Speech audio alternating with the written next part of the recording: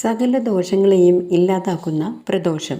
മഹാദേവന് പ്രാധാന്യമുള്ള ദിനങ്ങളിലൊന്നാണ് പ്രദോഷം. മാസത്തിൽ 2 പ്രദോഷങ്ങൾ വരാറുണ്ട്, കറുത്ത പക്ഷത്തിലും വെളുത്ത പക്ഷത്തിലും. സന്ധ്യാസമയം ത്രയോദശി തിഥി വരുന്ന ദിവസമാണ് പ്രദോഷമായി ആചരിക്കുന്നത്. ശനിയാഴ്ച വരുന്ന ശനിപ്രദോഷവും തിങ്കളാഴ്ച വരുന്ന സോമപ്രദോഷവും വളരെ പ്രാധാന്യമർഹിക്കുന്നു. ദോഷത്തെ ഇല്ലാതാക്കുന്ന ദിവസമാണ് പ്രദോഷം എന്ന വാക്കിനർത്ഥം. ശിവപുരാണം അനുസരിച്ച് ജഗന്മാതാവായ പാർവതി ദേവിയെ സന്തോഷിപ്പിക്കുന്നതിനായി രത്നപീഠത്തിലിരുത്തി മഹാദേവൻ ആനന്ദ നൃത്തമാടിയത് പ്രദോഷ സന്ധ്യയിലാണ്. നന്ദികേശനും അപ്സരസുകളും ദേവാദിദേവകളും യക്ഷകിന്നരന്മാരും ഒത്തുകൂടിയ പ്രദോഷ സന്ധ്യാസമയം വളരെ ശുഭമുഹൂർത്ത സമയമാണ്. അന്നേ ദിവസത്തെ വ്രതവും പ്രാർത്ഥനകളും അത്യുത്തമമായത് അങ്ങനെയാണ്. പ്രദോഷ ദിവസം രാവിലെ ബ്രഹ്മമുഹൂർത്തത്തിൽ ഉണർന്ന് കുളിച്ച് നിലവിളക്ക് കൊളുത്തി പഞ്ചാക്ഷരി മന്ത്രമായ നമശിവായ ജപിച്ചും ശിവപാർവതി പ്രീതിക്കായി ഉമാമഹേശ്വര സ്തോത്രം ജപിച്ചും അല്ലെങ്കിൽ ഓം ഹ്രീം നമശിവായ ജപിച്ചും ശിവപ്രാധാന്യമുള്ള മന്ത്രങ്ങൾ ജപിച്ച് പകൽ സമയങ്ങൾ കഴിച്ചുകൂട്ടണം എന്നാണ്.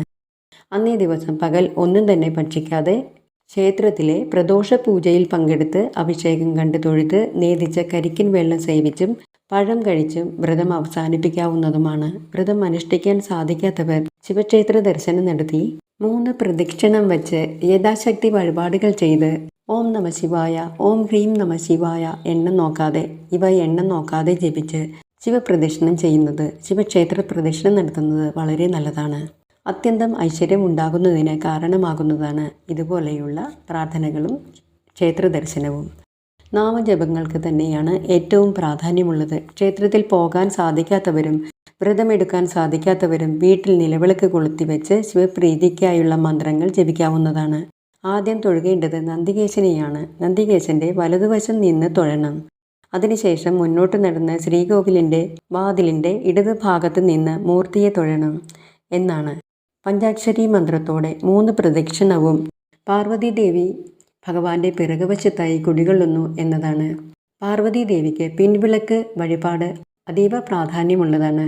ശിവക്ഷേത്രത്തിൽ പൂർണ്ണ പ്രദക്ഷിണം പാടുള്ളതല്ല. ശ്രീകോവിലിന് ചുറ്റും പ്രദക്ഷിണം ചെയ്യുമ്പോൾ ഓവ് മുറിച്ച് കടക്കാൻ പാടുള്ളതല്ല.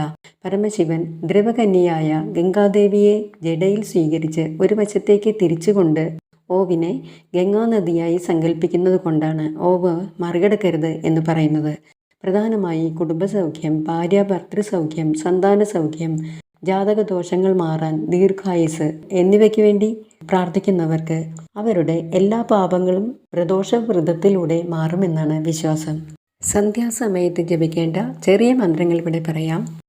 ഓം നമശിവായ, ഓം ഹ്രീം നമശിവായ എന്നും ശിവം ശിവകരം ശാന്തം ശിവാത്മാനം ശിവോത്തമം ശിവമാർഗ പ്രണേതാരം പ്രണതോസ്മി സദാശിവം എന്ന് ജപിക്കുന്നതും ഓം ത്രയംബകം യജാമഹേ സുഗന്ധീം പുഷ്ടിവർദ്ധനം ഉർവാരുകമിവ ബന്ധനാത് മൃത്യോർ മുക്ഷീയ മാമൃതാത് എന്ന മന്ത്രം ജപിക്കുന്നതും വളരെ നല്ലതാണ്.